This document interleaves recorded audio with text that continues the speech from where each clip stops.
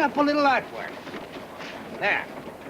Miss Turnstiles for the month of June. Every month, some lucky little New York miss is chosen from the thousands of girls who ride the subways to be Miss Turnstiles.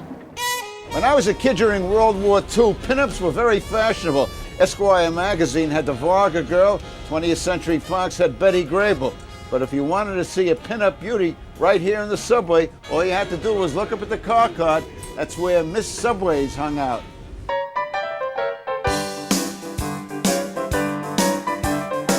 To trace the roots of the Miss Subways contest, we have to step back into time.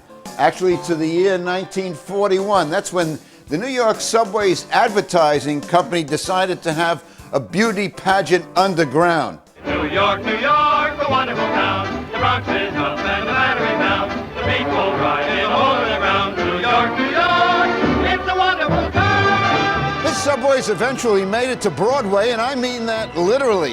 In 1944, the composer Leonard Bernstein teamed up with the lyricists Betty Comden and Adolph Green, and they produced the musical On the Town. It was a big hit, immediately turned into a movie starring Frank Sinatra.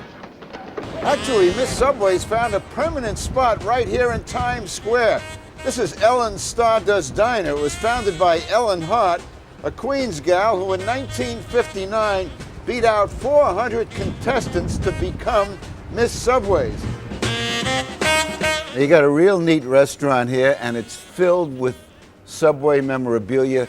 Did you do that because you really wanted to make this a museum to Miss Subways, or just as a gimmick? I started to have Miss Subway reunions because I remembered my placard, and I said, gee, maybe I could find some of these gals again. It would really be great. And I started to collect the posters because it's all part of New York. I mean, what is more important to New York than the subway system? There are plenty of Subway tunes in On the Town, but Ellen has a Subway song of her own. How about belting it out for us? Sure. Miss Subway's back on track.